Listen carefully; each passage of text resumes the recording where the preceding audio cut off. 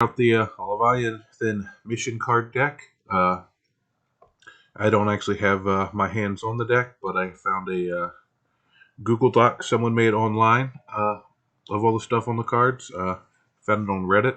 Very useful. So, unfortunately, I'm not big enough to have gotten any of the pre-distributed boxes that they did to some of the bigger channels. So I just making do with what I have. But go ahead and break down these missions. This is going to be the main way most of us are going to be playing 40k if we are mostly competitive players. So Leviathan chapter-proof battle is waged by following sequence below. Chapter-proof battles are designed for incursion and strike force battle sizes. So mostly strike force, which is the 2,000 point level, was what I'm assuming most of us will be playing. 1. You must draw armies. Players first must the armies as described in the core rules. Remember, all details of a player's army must be recorded on the army roster. This is just your army building. Then you determine the mission. So you split the cards into their respective decks. Deployment deck, mission rule deck, primary mission deck, secondary mission decks. 1 for attacker, 1 to defender. So there's going to be 2. Other than the color of the cards, I believe they're exactly the same for the secondary missions, and each player gets 1. Then you have the Gambit decks, also 1 for attacker, 1 for defender. Set aside the secondary mission and Gambit decks. Player will receive these later. You determine your mission by shuffling and randomly drawing 1 card from the deployment, mission rule, and primary mission decks. Most tournaments, I'm assuming the TOs are going to be predetermining these, whether they randomly draw them and write it down and let you know, or whether they just have an idea of, all right, this mission rule works better with this mission deployment, but I would assume most tournaments will have those presets, so you're playing the same game, same mission on every board, as is kind of normal now. But I'm sure there'll be some littler RTTs and stuff where you're going to randomly draw each table, once they determine that, you go into you read your mission, you read your primary mission and your mission rule that you've drawn. It tells you how to do your primary, score victory points, and any special mission rule for the mission. Then you place objective markers. And most of the time, the deployment card will show you where the objectives are to be deployed. So there's already preset spots for them. You just have to put them out. Then create the battlefield. This will be setting up your terrain, depending on whether your store is using preset terrain or player placed will determine this. If you're doing pre-placed, like if they're using some of the GW formats, or if GW releases new formats, this will be already set for you, so you don't have to worry about this step. If it's player placed, then they don't really give too much in depth here, but I'm assuming it will, until something's changed and we get a few missions in, be very similar to the standard FLG setups people use now for deploying player placed. And once there's a few big events in, maybe they'll determine that needs to be tweaked, but for now I'm assuming we'll start off with that. Then you determine the attacker and defender. Who will be attacker? This will decide which player you switch deployment zone in the coming battle. Players take their respective secondary mission and gambit decks, shuffle them, and place them nearby for later. Alright, so this is sounding like you don't get to pick your deployment zone. You choose attacker or defender, and the card will have preset red and green, telling you which side of the table you will be on, depending on which one you pick. Then there are 2 secondary mission decks, 1 for attacker, 1 for defender. Each player can draw the same. Yep, so they're exactly the same. Describes the goals that you're trying to achieve to score victory points. Each secondary mission card will detail when and how it is achieved, as well as how many VP that player scores for achieving it. Each player must now choose whether to use fixed or tactical missions. For competitive play, this is going to be the one of the biggest changes. Those who take fixed, you only get 2 secondary missions now, and they stay the same through the whole game, so that's kind of similar. Or you can do the tactical, which is more like the old Tempest of War or Maelstrom or stuff like that, where you're drawing each turn different missions. You're going to have to build a more mobile force that's able to react to what you get to play those. And also, I haven't seen one here yet, but they've changed primary to a max of 50 instead of 45, and secondary to a max of 40 instead of 45. So primary is a little more important. And if you take the two fixed, they're maxed at 20 each instead of 15 each. But you still can't get more than 20, so you can't like do 30 on one and 10 on the other. You still have to try to achieve both fairly equally.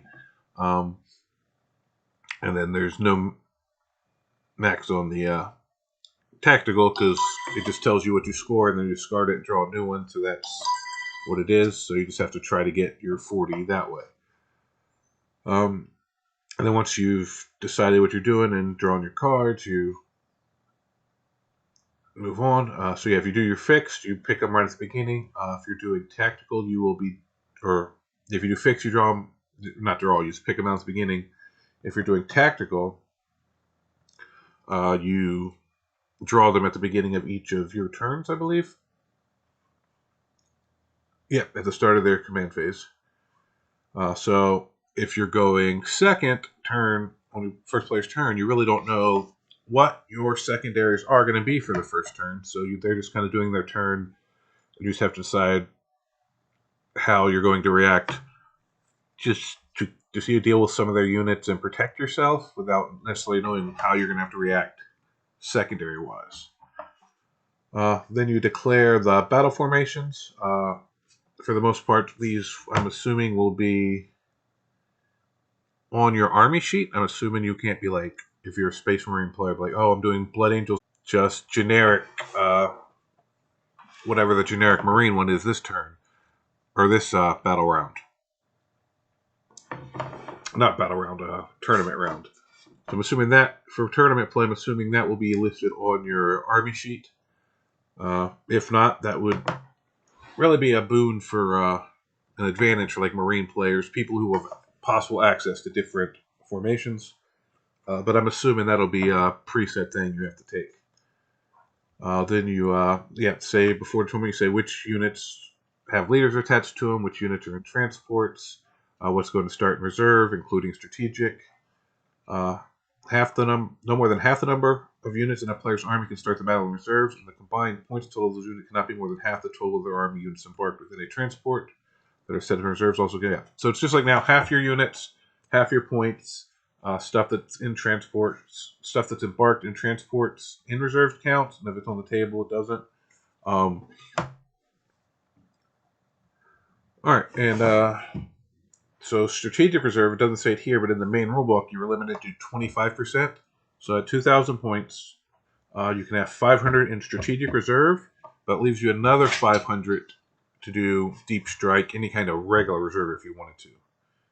Unless you don't use strategic reserve, then you can eat into that points too. But you can't have more than 1,000 points or half your and half your units in reserve.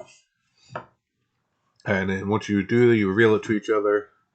Reserves cannot arrive during the first battle round, and any strategic reserves or reserves that have not arrived on the battle by the end of the third battle round count as having been destroyed, as are any units embarked within them. All right, so this is a change from the core rulebook. This is so tournament play. We still have to bring reserves in on turn 2 or 3. There's no waiting till later. I thought that would have been a little interesting if they let that be, but I guess depending on, because of stuff that happened in last edition that originally forced this change, they're going to stick with this. So your reserves, unless you have a special rule, has to come in turn 2 or 3, and if they don't, will be destroyed. All right, then you deploy armies. So Defender deploys the first unit.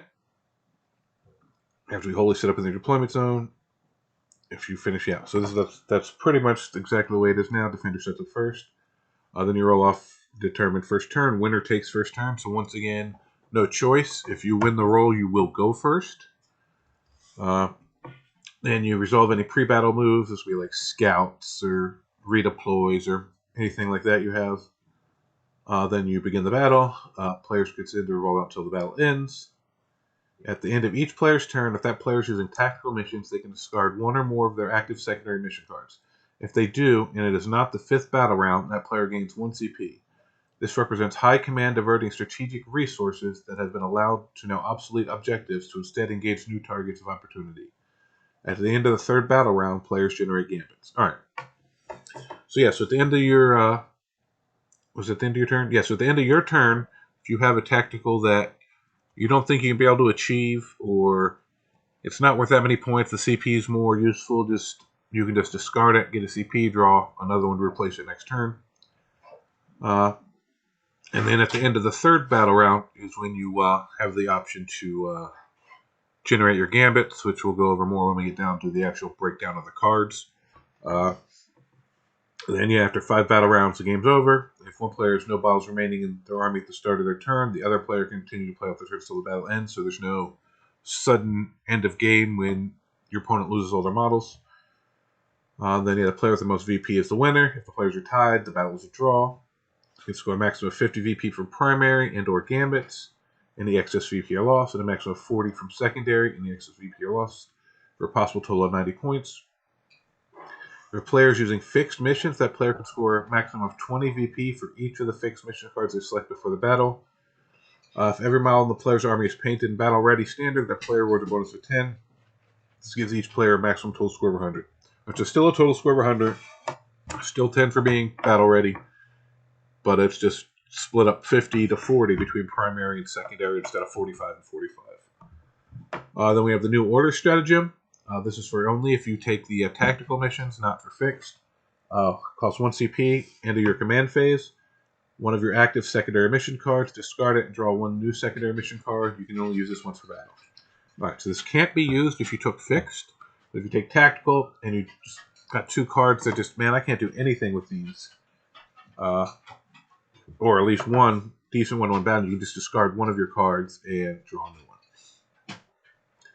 Then there are 2 gambit decks, one for each player with a number of cards that contain challenging goals that players can attempt to achieve by the end of the battle round or by the end of the battle instead of attempting to score any more VP from the primary mission.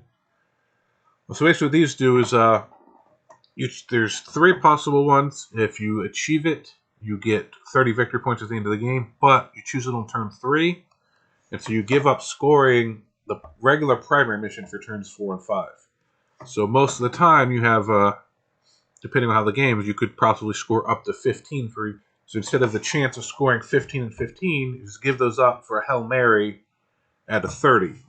So if you kept playing the regular, you could the card. So here's the deployment decks. We have Search and Destroy, which is the old table quarters, and you see how they have a red for attacker, green for defender. So if you guys were playing this and you did the roll off, attacker would have to take this side, defender would have to take this side. There's no I want to be defender and take that side. No, if you want to be defender, you have to take this side. We'll see if tournaments enforce that, but based on the rules as they're written in here, that's the way it's meant to be.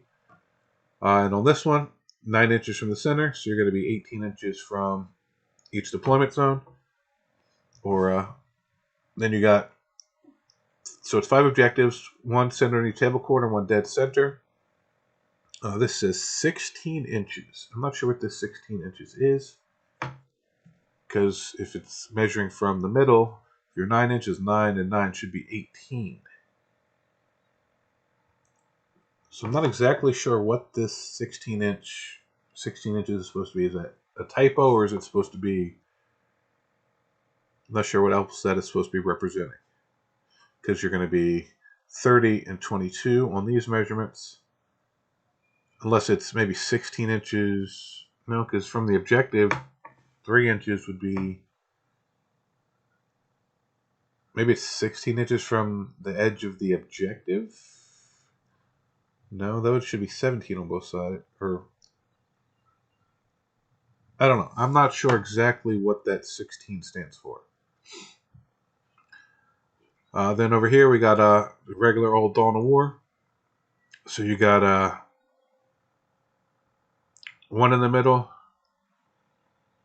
So 1 20 inches from the middle on the center line, 2 20 inches away, and then these are 12 inches down. And then, so is it 12 inch? Oh, and then another 4, so it's going to be 16 inches away for the objective. I'm guessing 12 inches of the deployment zone and 4 inches from the edge of your deployment zone. And if 12 inches deployments. So there's going to be 10-inch deployment zones again. That's weird the way they did that. Like last edition, they had like a second line, but so these are basically 16 inches over from the center, and then your deployments are going to be 12 inches from the center. All right, and then we got sweeping engagement. This is a corner to half this way. In last edition, I think we had a corner to half here. So now they changed it more. It's longer but narrower triangle. So you can have one in the center, and then they're going to have a weird offset here. So your first one's going to be 12 inches away from the center this way, and then 16 down. The other's 20 inches away from the center, then 8 down. And then the same thing repeated on the other side. So you got this weird, like, zigzag pattern on the objectives. That's interesting. We'll see how that plays. Brand new deployment, so that's always exciting. So something we haven't seen. Then Crucible of Battle. All right, this is more the the corner to half like we had in the last edition. I'm pretty sure we had this. If I remember right, we did. I kind of remember setting this up. So in this, you're going to be here. You're going to go 10 inches, and then 14, and then 16 inches and 12. It also has a kind of zigzag pattern. That's so those will be interesting. That's a little different than anything we saw last edition, I believe. I do like it better than the one where the two objectives were like just barely off-centered, if you know what mission I'm talking about from last edition. And then we got Hammer and Anvil, standard old Hammer and Anvil. So once again, one in the middle, and then two side mission. Nothing crazy. So we got 5 different deployment maps. And then we got a primary mission deck. So this is going to be, so you're going to choose that as your deployment, and then this will give you your how you're going to score your primary points each game. So the first one is Take and Hold. No special. Then starting on Battle Round 2, at the end of each command phase, the player whose turn it is scores 5 victory points for each objective marker they control, up to 15 victory points per turn. Alright, so last edition you could, it was hold 1, most missions was hold 1, hold 2, hold more. So if you had 1 objective and your opponent had none, you got 10. If you had 2 objectives and your opponent had 1 or less, you got 15. So now to get 10, you always have to hold 2. And to get 15, you have to control 3. So that's a slight difference, but I actually like that a little better. So you just get 5 points for every victory marker or objective you control. So very simple. Third the same way, fourth the same way. Can I scroll this over? And does this not scroll over? I guess I should have checked that earlier. There we go. No, maybe not. There it goes. Come on. All right, the player who has the first turn scores as described above. All right, so once again, the player going second will score at the end of their turn instead of at the command phase on round 5. Let's see. Can we do this? There we go. And then there's nothing at the end of the battle. All right. And then the second one is Scorched Earth. So here's a special rule for the second one. From the second battle round, each player's shooting phase, the player whose turn it is can select 1 unit from their army that is not battle shock and is eligible to shoot. Until the end of that turn, that unit is not eligible to shoot or declare a charge. The start of his controlling player's next command phase, if that unit is within 1 inch of an objective marker that the player whose turn it is in controls, that objective marker is burned and removed from the battlefield. Alright, so this is kind of like the old raise actions you could do in the raise mission last edition. But you don't just have to control it, you have to be within 1 inch of an objective marker and control it. But as long as you're controlling it, you can do it. So even if there's enemy models there, if you have control of it, you can raise it. Alright. And then it looks like, other than that, turns 2, 3, and 4, you score 5 victory points for each objective, just like in the one before. And then turn 5, same thing. And it's just at the end of the battle, you score 5 victory points if 1 or more objective markers in no man's land were burned by a unit from their army. and 10 if the objective marker in your opponent's deployment zone was burned. All right, so you only have to burn 1 in no man's land to get 5. Even if you burn 2 or 3 in no man's land, it's still only worth 5. And then if you burn the one in your opponent's deployment zone, it's worth 10 for a possible 15 if you burn 1 in no man's land and 1 in your opponent's deployment zone. All right, so that's 1 is useful, especially if you can burn one that they could easily control if you can get to it early or something, and then kind of like sacrifice a unit or something. If you could sacrifice a unit to do that early, but set the rest of your army up to defend the other side, force them to have to really swing hard that way. Like, I'm sure it won't be easy to do, but if you pull it off, even without the 5 victory points, changing the number of objectives and skewing it so you have more in the areas you want them in could be a big thing. So we'll see how easy or often that's pulled off. Then the next one is Purge the Foe. At the end of the battle round, each player scores 4 victory points if 1 or more enemy units were destroyed that battle round, and an extra 4 victory points if more enemy units than friendly units were destroyed that battle round.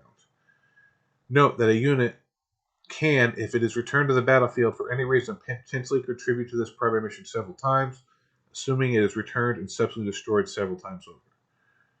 Alright, so if you kill a unit and it comes back, you still get your points, and then you can get points for killing it again.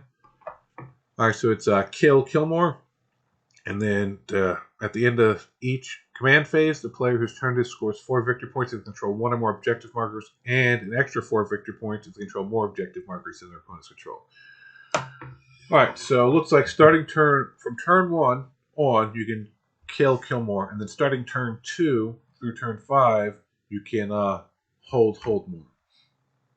And then battle round 5, it's still the second player gets to hold at the end of their turn. So it looks like you could potentially get 16 battle points per turn. So you could go 16, 32, 64, plus the 8 the first round. So you have the chance to score 72, which would get limited down to 50. So this is a mission where if things work out, you could reasonably see both people in a very close game score 50. If I'm killing more, you're hold more, but we're both also killing and holding, we'd both be getting 12 per turn. 12, 24, 36, 48. And then, if you get 1 kill on the first turn, you're both maxing, not 40. I can't do math. So, 8, 12. All right, so maybe you can't both get 50. Maybe you could. Certainly my brain can't work that out. But you both can get up in the 40s with this. I mean, you can on the others too, but this just seems like more like the old ITC where like one person's holding better, one person's killing better, but they're both also killing and holding every turn. And it's really going to come down to secondaries because you're really just keeping secondary or primary like within points of each other. So that's interesting. That's a throwback to, what was it, 8th edition? 8th edition ITC tournaments. So it's nice to see that the primary isn't going to be just hold the same objectives every turn. Like killing actually matters in this one. Then we got Sites of Power. The objective marker is No Man's Land or Sites of Power. The objective markers in No Man's Land or Sites of Power. At the end of each command phase, the player whose turn it is empowers all sites of power that they control that have 1 or more characters from their army within range. Each site of power remains empowered by that player while 1 or more of their character models remains within range of it. Alright, so at the start of your command phase, or at the end of your command phase, if you have a character on objective, you can turn it on. I'll see what that does, though. At the end of each player's command phase, this player's turn scores victory points as follows, up to 15. 3 for each objective marker they control, 3 for each site of power they have empowered. Alright, so basically you get 3 for an objective. If you have it empowered, you get 6. Note that these are cumulative, so players that control 1 objective marker they have also empowered will score 6 VP that turn. Alright.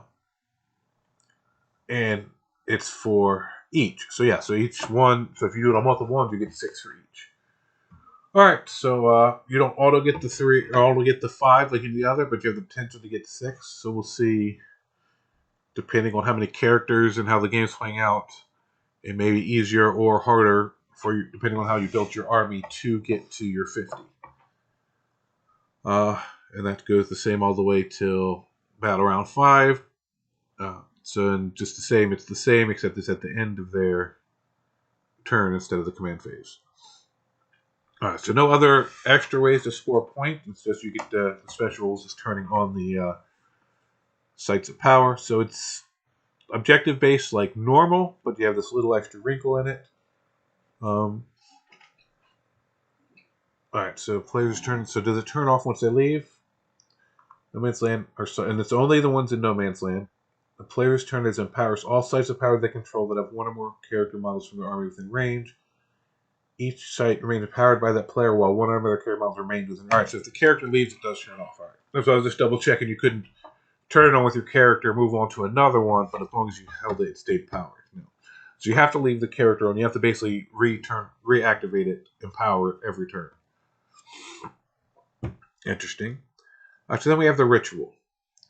When setting up the battlefield, remove all objective markers in No Man's Land except the one closest to the center of the battlefield. Oh, so that means in a lot of missions you're only going to have 3 to start with. In each player's shooting phase, the player whose turn it is can select one unit from their army that is not battle shot and is eligible to shoot. Until the end of that turn, that unit is not eligible to shoot or declare a charge.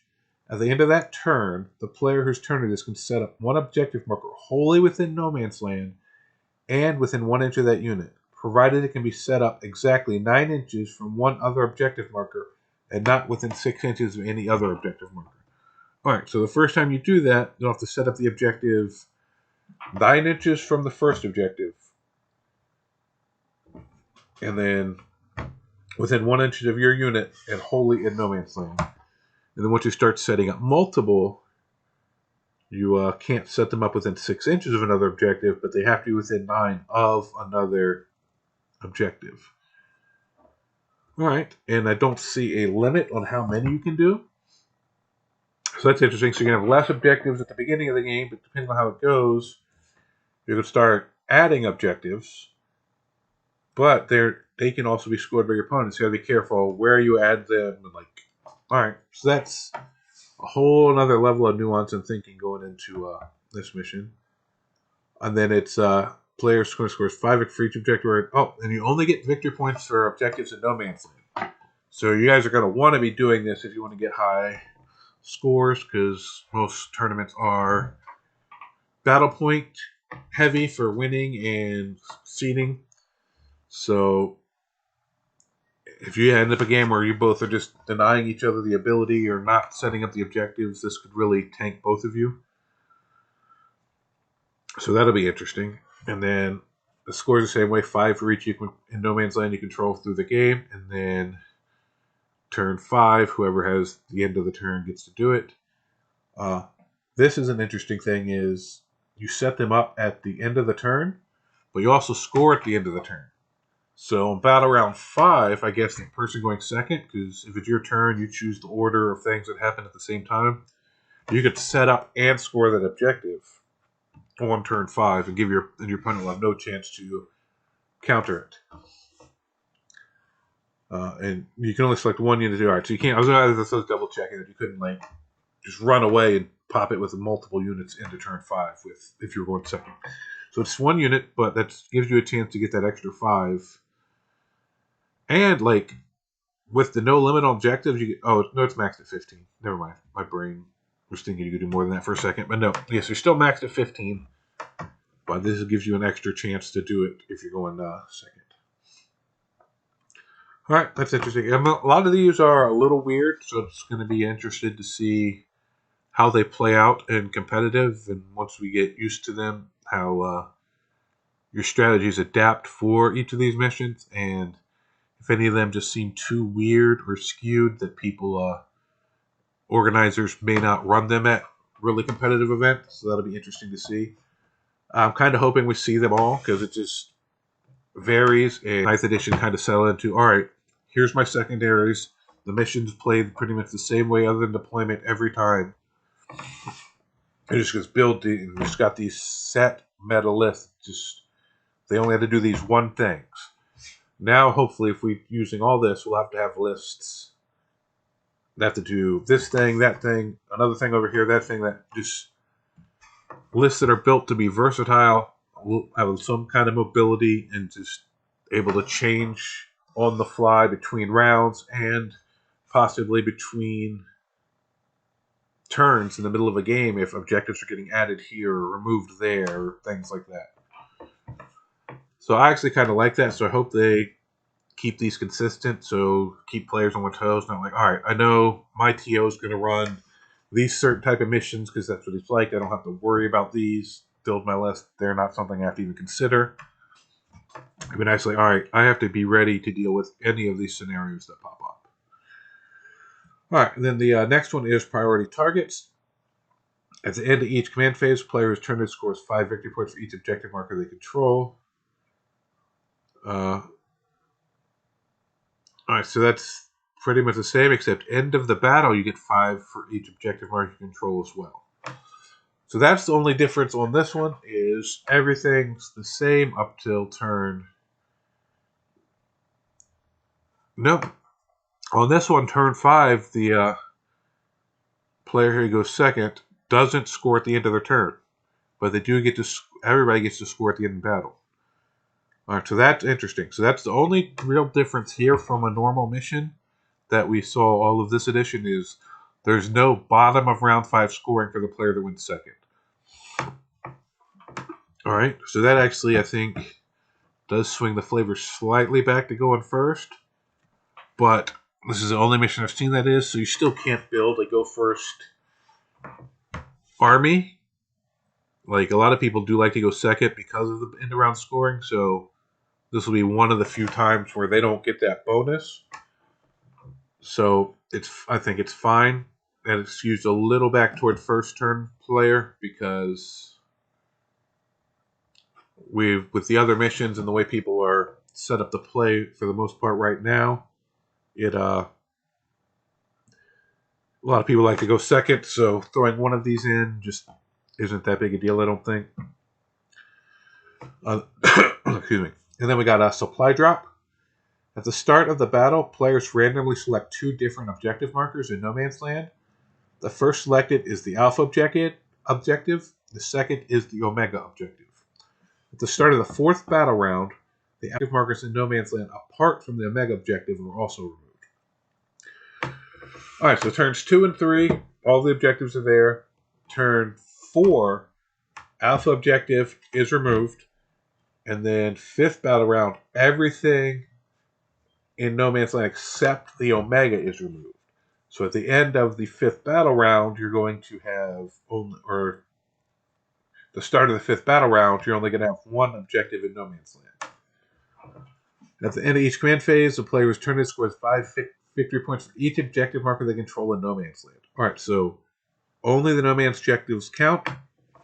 So you have to push out turns 2 and 3 to hold whatever No Man's Lands are easiest for you, but then knowing on turn 4 you're going to need to be in position to hold everything but the Alpha because it's disappearing, and also in a position on turn 5 to hold the Omega because it will be the only one left. So that's how turn 3, and then so on turn 4 it's 8 victory points. So turn 2 and 3, when all the objectives there, you get 5. Turn 4, when one of the Alpha is removed, you get 8 for each one you control. And then on turn 5, the player's first turn scores 15 victory points if they control objective markers in No Man's Land, which is pretty much going to be only the Omega. And whoever's second will score at the end of their turn for 15. So they're 5 for each, 5 for each, 8 for each, 15 for the only one. All right. So basically, by turn 5, you're going to need to be in the middle fighting over that one objective. And you could potentially first turn, you're going to have to push turn 4 to make sure you push them off of it. And then turn 5, the player going second is going to have to push you off during their turn because they can hold it at the end. So if one of you if you can deny your opponent this on turn 5, that's going to be a huge swing. Say you're going second, and the bottom of turn 4, you just push everything onto that objective and take them off because they're not going to have a chance to clear you. So then the player who's going first doesn't get those 15, they have to try to clear you off. And even if they do, then going into your turn 5, if you're going second, you get a chance to score at the end. So you could try to re-clear them back off and get it. So I think there's, just off the top of my head, first thoughts of this. This one, I mean, it all depends on the mission name because it could be you're really crushing them, but I think there's definitely a good advantage to going second in this mission specifically. Because it's not like, oh, normally you push them off the middle, they lose 5 points, but they could make it up by taking an objective somewhere else. In this one, there's only one objective that can be scored. All right. And you random select the 2 markers, so it's not like, so you just randomly determine which ones they are. All right. And then we have deploy servo skulls. The objective markers that start the battle in No Man's Land are servo skulls. At the end of each turn, each of these objective markers can be moved in that move on top of any other objective marker or model, or inside impassable terrain, or inside impassable parts of terrain features such as the walls of a run. Alright, so the objective markers can't move on top of each other, but you can place them right next to each other so that you can control multiple with one unit if you're moving. And it doesn't limit how many you can move, you just have to be able to control it. Yeah, and it doesn't say buy a unit seen it written anywhere, but if it's the same as last edition where a single model can't control more than one objective, but units can as long as they have different models to control each one. If you got a bunch of objectives together, you could have one unit moving 2 or 3 objectives each turn if you kept the objective control on them. And then at the end of each turn, the player whose turn this scores VP as follows: 2 for each servo skull that is wholly within 12 inches of their opponent's deployment zone, 5 servo skulls that is wholly within 6 inches of their opponent's deployment zone, and 8 VP for each servo skull that is wholly within their opponent's deployment zone. Alright, so if they aren't within 12 inches of your opponent's deployment zone, you get 0 points for that. And it's wholly within. So depending on most missions, your objective markers start 12 inches away in most missions, other than the table quarter one where they start 9, in which case that middle one would be scoreable without moving for 2 BP. But so you have to move them at least a couple inches your first to start with before you can start scoring them. But it doesn't start till turn 2, so it gives you a chance to do that. And once you move it towards your opponent's deployment zone, even if your opponent takes it from you, if they can't move it back close enough to your deployment zone, even though they control it, they'll get no points for it. So someone who's really fast that can get there and move these really quickly, those no man land ones toward their opponent's zone, even if their opponent somehow denies them scoring it and controls it, their opponent first move will have to be back toward the middle, and if you moved it your full distance, even if they move it fully back, they're not going to be within 12, so there will be technically no way for them to score that objective that turn. It's going to take them 2 turns to get it. Alright, so this is going to be really interesting. And these are cumulative. Alright, so if you get it within 6 inches, they're worth 7. If you get it in your opponent's deployment zone, they're worth 15. Alright, so that's a little better. That'll help with the scoring a little bit.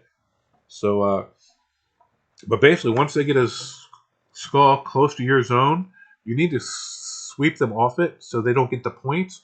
But you're not going to get points for doing it because you're going to have to move it so far. So that's like, there may be turns where you have to determine, alright, do I let them score their 7 or 15 so I can score points? Or do I deny them their 7 or 15, but then I'm not going to have the resources to also go score my points? Because just because you take the objective back doesn't mean you get points because it's not close enough to your opponent's deployment zone. Alright, so this is a really interesting mission. Like this will take people, I think this will take most people a couple playthroughs to really get a hang of what's the best way to attack this mission. Do I go for like 1 or 2 real hard and try to get them into as far into my deployment deployment zone as I can, or do I do that with one and then just try to throw away a couple units to move these other ones real quick toward the opponent, even knowing I'm not going to control them, but knowing it's going to take them 2 turns to move it back where they can even start getting points.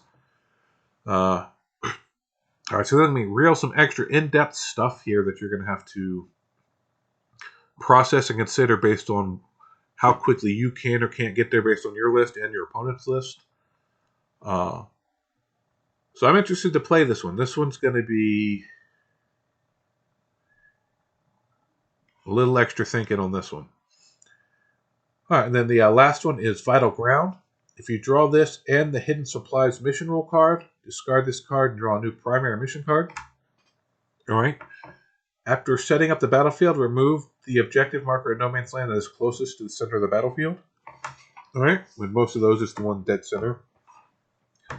At the end of the command phase, the player scores VP as follows. If they control the objective marker in their deployment zone, they score 2. For each objective marker they control in No Man's Land, they get 5. And if they control the objective marker in their opponent's deployment zone, they get 6. All right, so it's only 6 points you're going to take the one all the way into your opponent's deployment zone. So that's kind of interesting seeing that. Normally that'd be like an 8 or a 10 or something, but so you only get 1 point for pushing all the way over there. And that's the same for turn 3 and turn 4, and then turn 5. Points stay the same, but once again, second player gets to score at the end of their turn. All right, so that's all of the primary mission cards. So we got some that are very similar to last edition. We got one that's basically old ITC from 8th edition. And then we had a couple new, very interesting ones that you're going to have to definitely plan for in your list building. You can't just build for the one type of mission we had. So I really like the difference and the skewing here. Like every one of those takes a different strategy, a different plan. So you can't just walk in like, oh, I'm playing Tau. All right, I need to control one on this side, and to not like like there are certain armies you know. All right, this is how I play them because every mission was the same. Now you got to think, all right, how do I play this army and play this different mission? So that's really, it's going to hopefully help with the stagnation of building these things. Do these 1 or 2 things really good because that's what these missions and secondaries need, and I don't need to worry about doing any of the other possible things you can do in the game because I'm just maxing in on points on the one mission style we have. Now you can't do that, which I really like. All right, then the mission rule deck. These will be the special rules for each mission. Chilling Rain, no additional mission rules apply. All right, Sweeping Clear.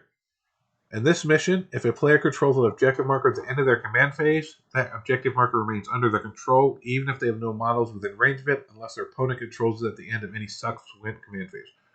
Alright, so you get sticky objectives that turn on and off in the command phases.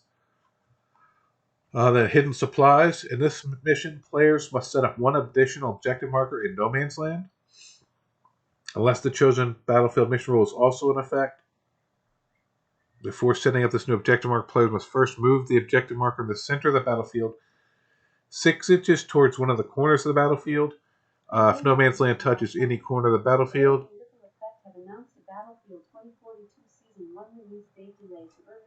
Alexa, stop. If No Man's Land touches any corner of the battlefield, you must move the objective marker towards one of those corners. Players then set up the new objective marker 6 inches from the center battlefield towards the diagonally opposite corner of the battlefield to the previously moved objective marker. Center directly towards one of the corners. All right.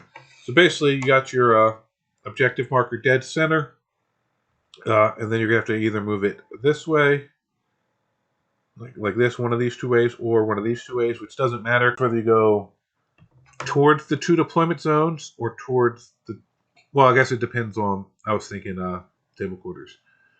So it really just depends on the terrain and stuff, so you probably have to roll off, unless you both really agree on whether you're going to skew them this way or this way.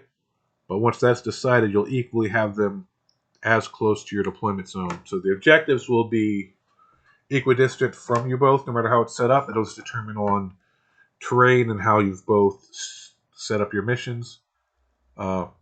Although I'm guessing this will be set up before deployment, so you can deploy for it. It's just whether, I guess, you think you're faster or slower, whether you want it skewed towards certain terrain piece or something.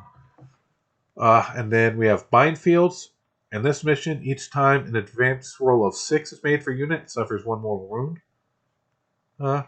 Alright, that's probably something you may or may not remember as the game goes, but advanced roll of 6 is 1 mortal wound.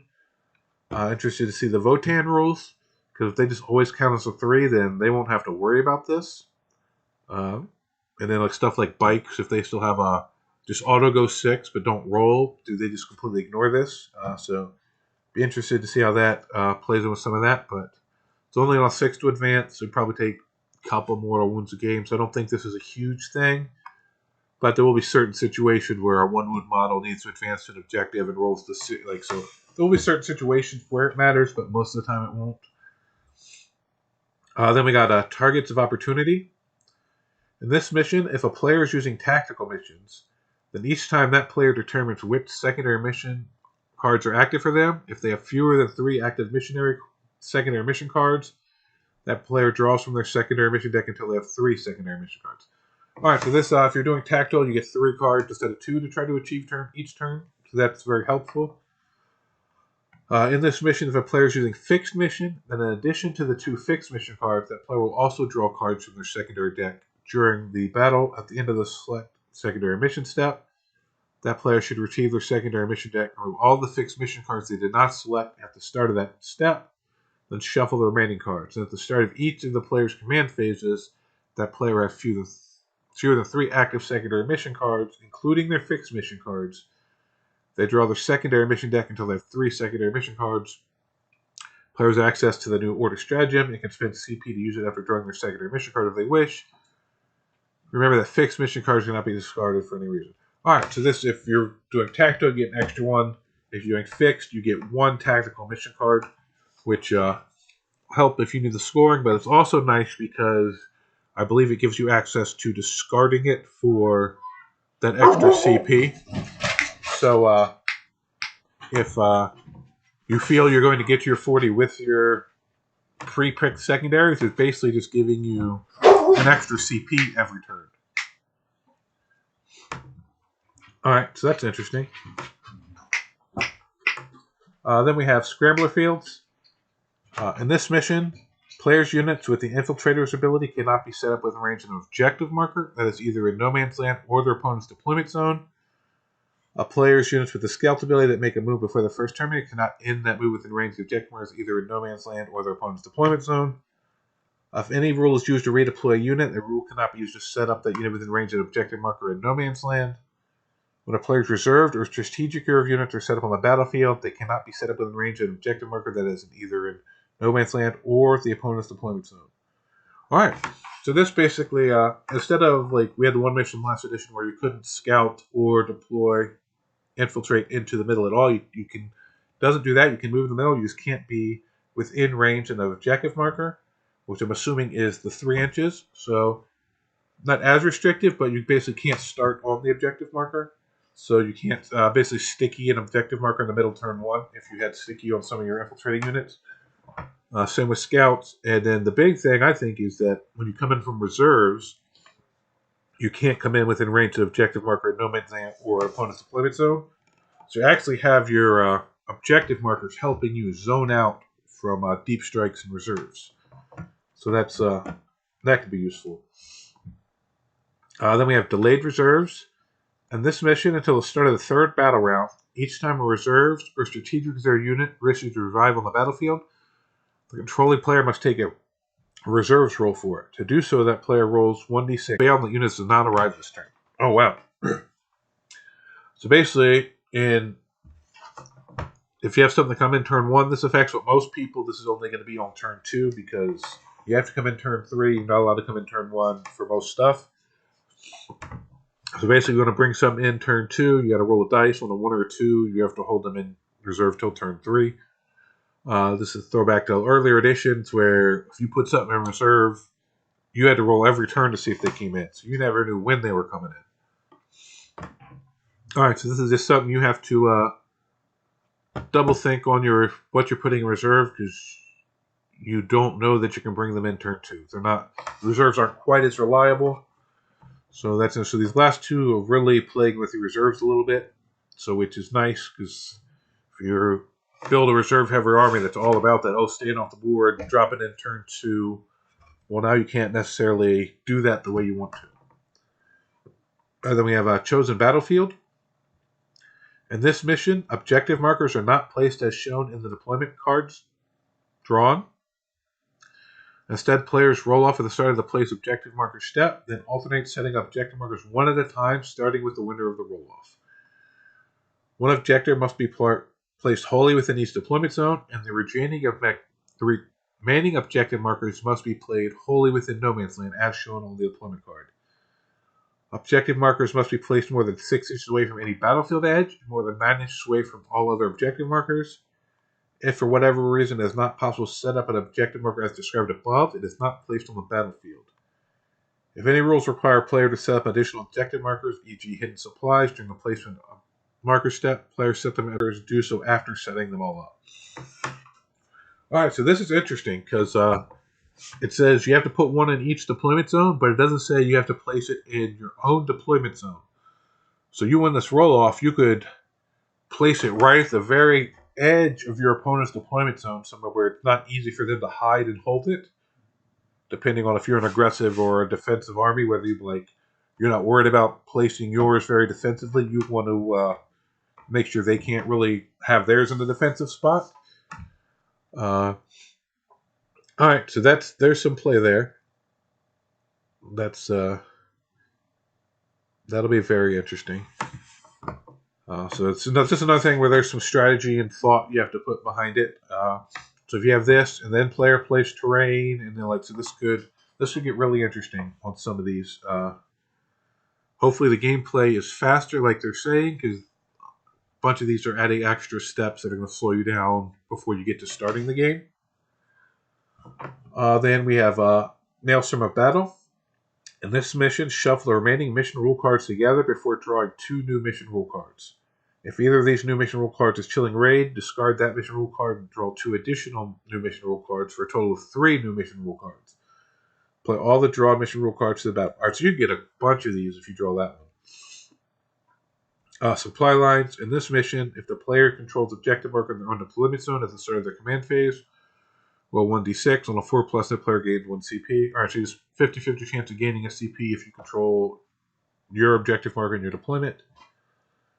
Secret Intel. In this mission, in each player's command phase, the first time that players draw secondary mission cards that phase, that player can draw 1 additional secondary mission card, and then discard one of their active secondary mission cards. Alright, so just your first turn, if you're doing tactical, you get to draw 3, discard 1. Just you have a better start to the game. Vox Tactic. In this mission, the command Reroll Stratagem and New Ord Stratagem are both 2 CP to use. Alright, that's interesting. So 2 CP to reroll and 2 CP for the New Order Stratagem.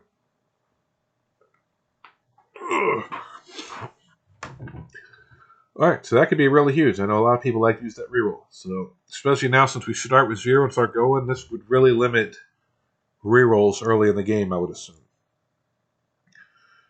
Alright, now we're going to roll into the secondary mission deck. So we're going to start with fixed. There's 1, 2, 3, 4, 5, 6, 7 fixed missions you can choose from. They can also be drawn, which we'll see, and they do a little different stuff in your own, but basically you can draw up to 2 of these if you're doing fixed to play a little more like 9th edition, just achieving the same one full game. So the first one is Behind Enemy Lines. At the end of your turn, if 2 or more units from your army, excluding aircraft, are wholly within your opponent's deployment zone, this secondary mission is achieved, you score 4 victory points.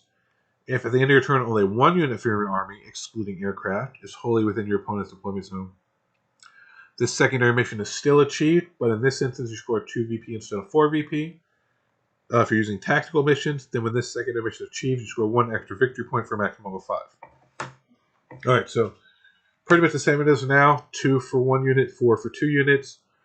Since if you're using tactical, you get 1 extra point for it, and then you discard it. Alright, then we have Assassination. If you are using fixed missions, and while this secondary is active, each time an enemy character model is destroyed, you score 4 victory points. If you're using tactical missions, then at the end of the turn, if either of these conditions below are satisfied, the secondary mission is achieved. You score 5 victory points. One or more enemy characters are destroyed during this turn. All character units from your opponent's army roster have been destroyed during the battle. Note that if using tactical missions, the secondary mission is achieved even if such a unit was destroyed and then subsequently resurrected for any reason. Alright, so on fixed, you have to kill the unit for 4. For tactical, even if they're resurrected, you get it. It looks like for fixed, you don't. So on fixed, if they're resurrected, you don't get the points. You still have to try to kill them. But on tactical, you get it. And if you killed them all in previous turns and only had 1 or 2 characters that are already dead, you would get to achieve this. But if you killed one of their characters and the other is still alive when you draw this, and you don't kill that character, you don't get this. You have to have killed all their characters or kill one during the turn you have this active. Alright. Bring it down. While the secondary mission is active, each time an enemy monster or vehicle model is destroyed, you score 2 victory points and an extra VP for each of the conditions that are satisfied below. All are cumulative. Alright, so the destroyed model has one's character 10, 15, or 20. So it's 2 VP, 3 VP if they're 10 or more, 4 VP if they're 15 or more, 5 VP if they're 20 or more. Note that VP are scored even if such a model is destroyed and is subsequently resurrected for any reason. If you score any VP from the secondary mission during a turn, then at the end of that turn, the secondary mission is achieved. Alright, if you're using tactical missions, then when this secondary mission is achieved, you score an extra 1 VP. However, using tactical missions, you cannot score more than 8 VP in total for this secondary mission. Excuse me. Alright, so each time a name monster is destroyed, you score 2 BP. Paper scored even if such model is destroyed until the rest. If you score any BP from the secondary mission during a turn, at the end of that turn, the secondary mission is achieved. Alright, so I'm guessing for tactical, you can get, 2, 3, 4, 5 points. So say you kill 2 knights, you would get 10 points. For tactical, you would get 6. You could get up to 6 points for killing one thing, but you could only get up to 2 more points. So you max at 8. So say you killed 2 knights, you'd still only get 8 points instead of 11 or whatever. Alright, and then engage on all fronts. At the end of your turn, if you have 1 or more qualifying units, see below, from your army wholly within 3 or more different table quarters, and those units are all more than 3 inches away from any other table quarter, this secondary mission is achieved and you score 4 victory points. If you have qualifying units in 4 different table quarters, so it's 4 VP if you have qualifying units in 4 different table quarters, or 2 VP if you have qualifying units in 3 different table quarters. While a unit is battle shot, it is not a qualifying unit.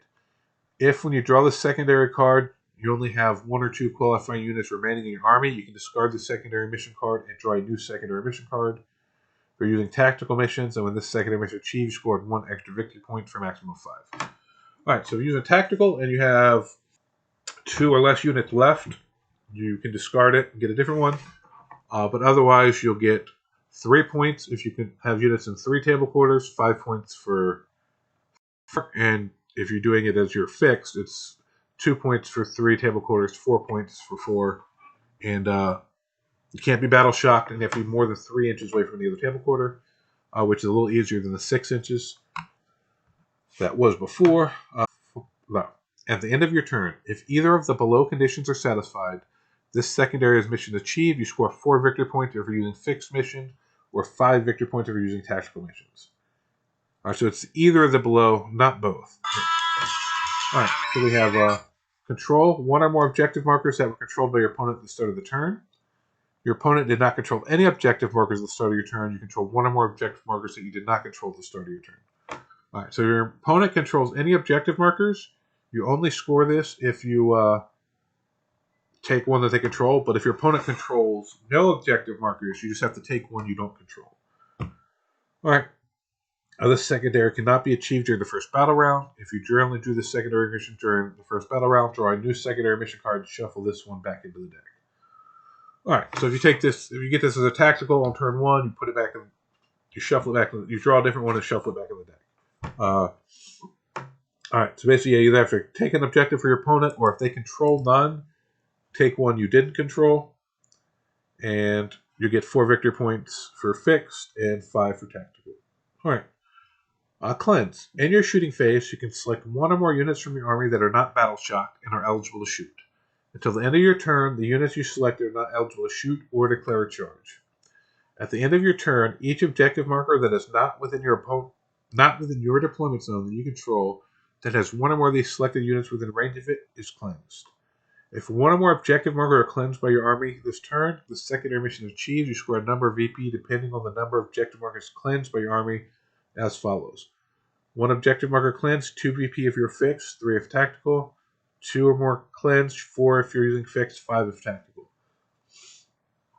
Alright, so one more units from your army that are not battle shocked. Alright, so you don't even have to have the enemy off it, you just have to make one of your units not shoot or charge, just basically do nothing for the turn while they're in range of it, and still control it at the end of the turn, and you complete this. Alright. Deploy teleport homers. In your shooting phase, you can select one unit from your army that is not battle shocked and is eligible to shoot. Until the end of your turn, that unit is not eligible to shoot or declare a charge. At the end of your turn, if that unit is within your opponent's deployment zone or within 6 inches of the center of the battlefield, it deploys a teleport homer at that location. The secondary mission is achieved. You score a number of VP depending on where the teleport homer was deployed as follows. Center of battlefield, 2 VP if you're using fixed, 3 for tactical. Opponent's deployment zone, 4 VP if they're fixed, 5 if using tactical. Alright, so basically, just in your shooting phase, just like one of your armies that's not battle shocked until the end of your turn, they're not able to shoot declare charge. So basically, all of these, like, you're just basically doing actions for the most part with a lot of these, but it's not. So far, none of it's like infantry or biker restricted. It's just like you can do it with a knight, you can do it with a rhino, you can do it with anything. And so basically, you just have to within 6 inches of the center of the battlefield or within your opponent's deployment zone. And the units within your opponent's deployment zone doesn't say wholly within. So as long as one model is even partially within your opponent's deployment zone, you can do this. Alright, and then we have, alright, so that's all the fixed, and now we're rolling into the tactical. So these will, if you're doing fixed objectives, you will never have to even worry about these unless you get the one weird one where you get a tactical one in addition. Alright, so the first one is investigate signals.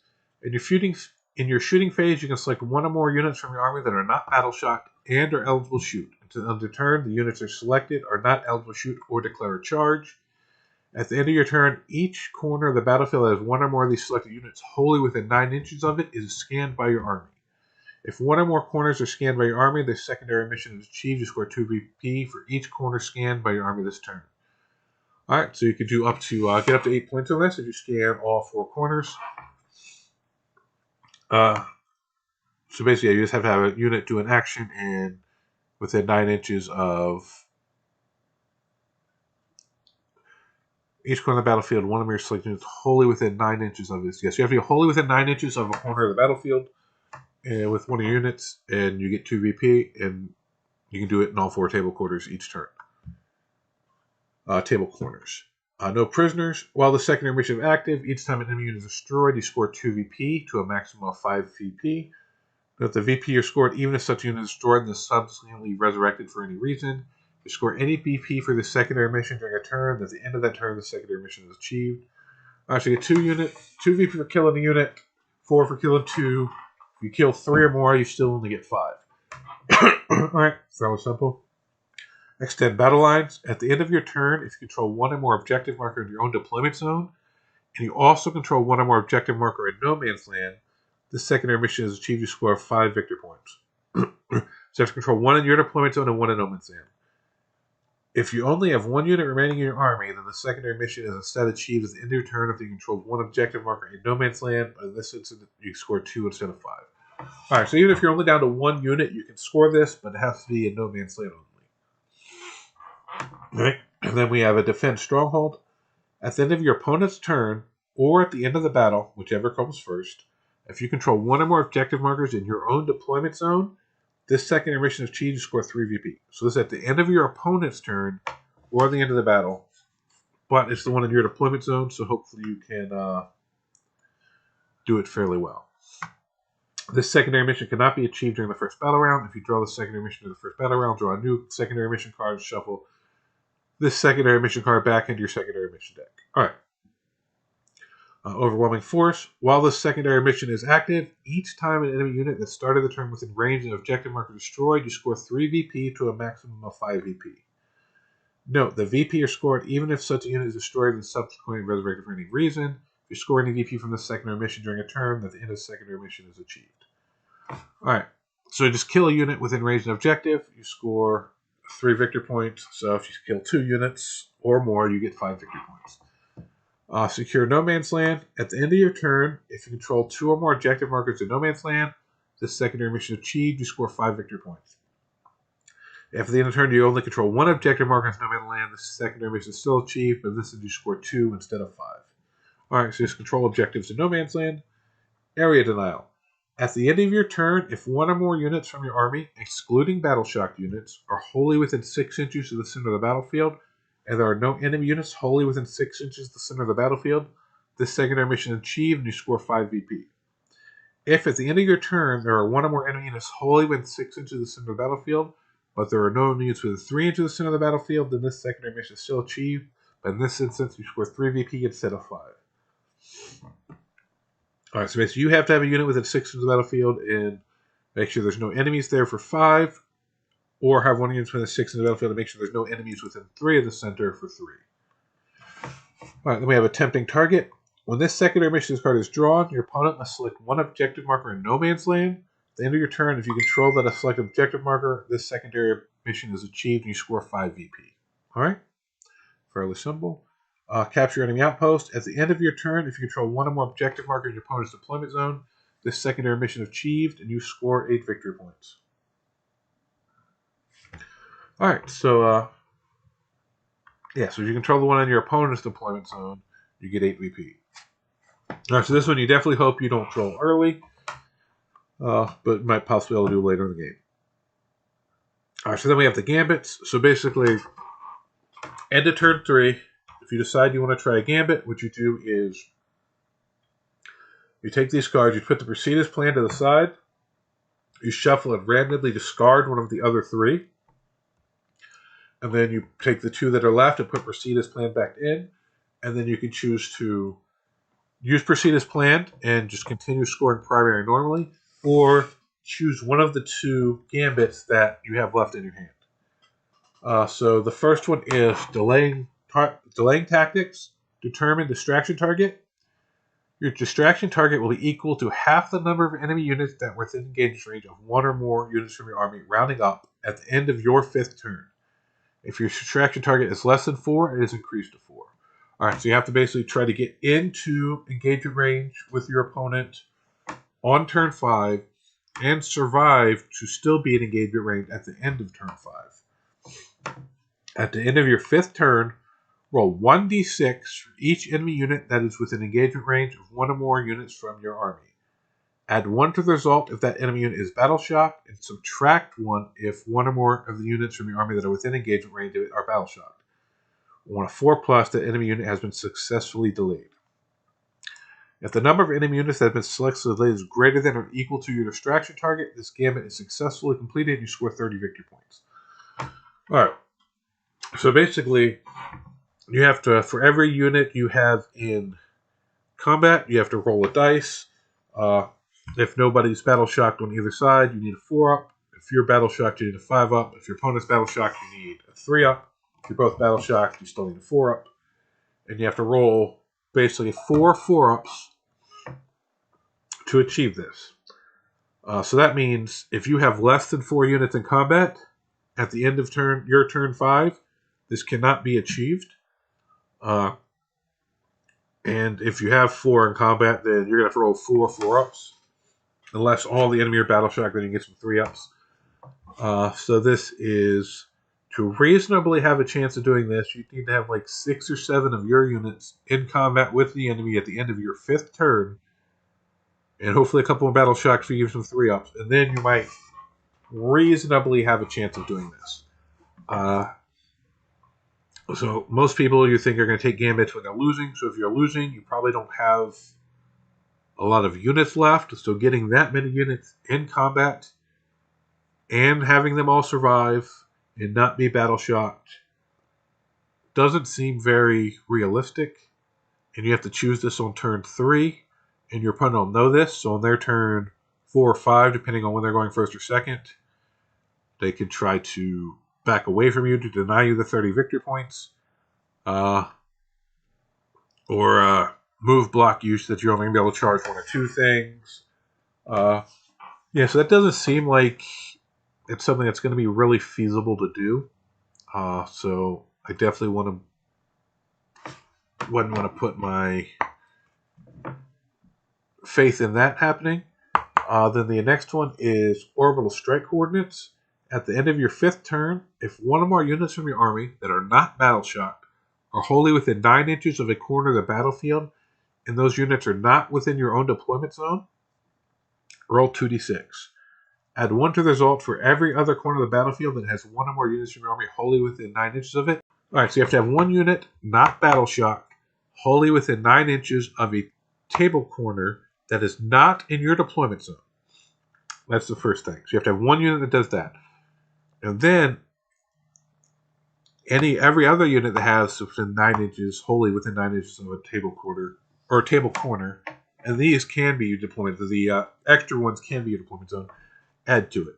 So best case scenario, you have 4 units left, and you manage to get all 4 of them wholly within 9 inches of every table corner. You would need to roll a 9 or higher. But once again, your opponent knows you're going to try to do this, so if they can stop you from getting into, if it's like a lot of the missions have 2 table corners in your deployment zone. So if your opponent can just deny you from getting into the 2 on their side, you won't even have a chance to roll. If you do, if they can deny you some of the other ones, you're probably at best looking at like having to roll a 10, 11, or 12. So this one you could get lucky to do because it's just 1 roll off as opposed to the other. You have to get a lot of things in. So this one seems possible. You get lucky 12, get a lucky 11, 10. So this one could possibly happen. This definitely, if I had the option, I would definitely choose this over delaying tactics if I had to go with a gambit. Alright, and then we have emergency evacuation. Determine evacuation target. Your evacuation target will be equal to half the number of units from your army that are on the battlefield at the end of the battle, rounding up. So this is at the end of the battle, including units embarked within transport models that are on the battlefield. If your evacuation target is less than 4, it is increased to 4. At the end of your 5th turn, so the end of your 5th turn. All right, so it's not the end of the battle. All right, so evacuation target is equal to half the number of units from army that battlefield at the end of the battle. Whereas evacuation units is the end of your 5th turn. Roll 1d6 for each unit of your army that's wholly within 6 inches of the center of the battlefield. Subtracting 1 from the result if that unit is battle shocked. On a 4+, that unit and any units embarked within it are marked for evacuation. Alright, so this looks like at the end of your 5th turn, you roll for your units. But if you're going first, your opponent would have a chance to kill your units, in which case your evacuation target could go down from what it is, but you would still have a number. So really, your opponent could make it easier for you to score this by killing units.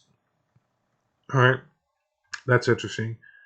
But once again, it's just like the other. You have to roll 4-ups. I don't see. Does this say anything? You have subtracting 1 for battle shock, but you never get bonuses for your opponent being battle shock for this one. So at best, you're going to need to roll 4-4-ups, which means you're going to have at least 4 units within 6 inches of the center of the battlefield, wholly within 6 inches. So that's not a huge area. So your opponent, depending on whether you're going first or second, on their bottom of turn 4 or top of turn 5, and depending on what their turn is, if they just push to the center there, and a lot of times there's going to be an objective there, they could just deny you even be able to get enough units into the center to do it. Or they could charge you or move block you or so. Once again, this doesn't seem that feasible or something that would happen that often. If you have enough units to do this and your opponent doesn't have enough units to keep you out, you are probably already winning the game. You would have probably got close to your 30 with primary anyway, so you're really not getting that much by taking a gamble and hoping on rolling 4-ups. So I don't see delaying tactics or emergency evacuation really swinging a game much, because to achieve them, you will really have to have enough units to do it. And if you have that many units and your opponent can't stop you from doing that to start with, you're probably going to do good on primary anyway, so you're not really gaining that much. I mean, 30 seems like a lot, but you could have probably scored 20, 25 on primary anyway. The orbital strikes, if you have like a fast army, like some Elder jet bikes or something, then maybe you could be in a weird scenario where you're losing, not doing good on primary, and you just run a bunch of jet bikes or something to corners right at the very end of the game, and be the one to worry about for gambits. The other two do not. But you randomly discard one each time, so even if you want to go for a gambit, there's a 1 in 3 chance you won't even have strike coordinates to pick from. So you really, really have to be out of it with no chance to go for that. In which case, if you probably don't have a lot of units left anyway, so you're gonna have to hide what ones you do. But then if you're hiding them, you better have a lot of speed to then all of a sudden turn 5 slam to the corners and get wholly within 9, and then get a lucky roll. But if you're hiding like that, well, now you're probably not achieving your secondaries very much. So yeah, you're gaining. If you get lucky and pull the prior back, now you were probably already losing if you took this, but then you're restricting yourself from scoring secondaries because you're trying to hide. So I don't see these. I'm sure only like 1 in 1,000 chance for especially orbital strike orders will swing. Somebody will win by 1 or 2 points by pulling off that 30 when they probably would have lost by 4 or 5 if they'd have played it out regular. But I don't see this being something you reliably depend on or that happens on any kind of regular basis.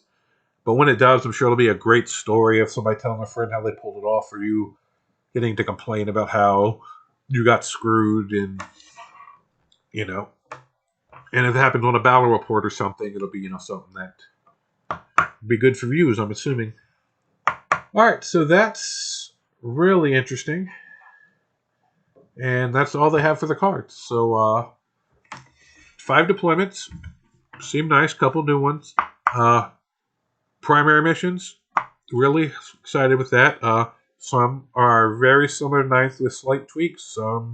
There's one that's a throwback to 8th edition ITC, and there's some that are just completely new and different that will really force people to adapt and change how they build and play lists. And then the secondaries are interesting. We'll see how that plays out with only having 2 fixed and then the drawing 2. And depending on how you build your list, are you fast, able to get to place on the board quickly, to adapt to which ones you draw, but you also have the ability to discard one for the extra CP. Is the randomness not being as penal worth the extra CP you can possibly get? Like, we'll see how the tournament community, competitive players, shake out on which one is better, tactical or fixed. I think most people lean into fixed to start with if they're used to that from last edition. People just getting into competitive that maybe played more Tempest or Maelstrom last edition may lean more into that because that's how they're comfortable playing. And then the top players will assess the data, see what's working, and we'll see them probably skew one way or the other, or maybe determine certain armies are better in one or the other. So that's what I'm interested to see how that plays out. I'll probably playtest both in once all the points and stuff are out when I start doing some playtesting games, getting ready for ATC. But overall, looks interesting. Gambit, I don't think it was going to be the big boogeyman everybody was making it out to be, was all worried about. 2 of them, delaying tactics and emergency evacuation, I really don't think are something you have to worry about. Orbital strike coordinates could possibly swing a game if someone mathed it out and they thought they were going to only be able to get like 20 primary, 15, 20 primary, and they were going to lose by 5 or 10 points. If they get this Hail Mary pulled off, they'll be able to jump over. But you're looking at a close game already. I don't think very often somebody who's running away with a game is going to lose to this. I think it's just someone who's just can math out that they're slightly ahead and it's going to work out slightly ahead no matter what their opponent does without this is where this is going to swing. So, which is, I think, fine in a tight game. Someone taking a basically 1 in 4 at best gamble, I would say, if they get all the bonuses, but most likely more like much less significant than that. Chance to pull it off is fine and keeps the game interesting. But I think if you're really getting blown out, this isn't going to. If you pull it off, I think it's more going to just make your score look a little better in the loss, which may be worth doing in like team tournament or point differential type tournaments. But we're just straight battle points where it doesn't matter if you win by 1 or 50 points or 50 points.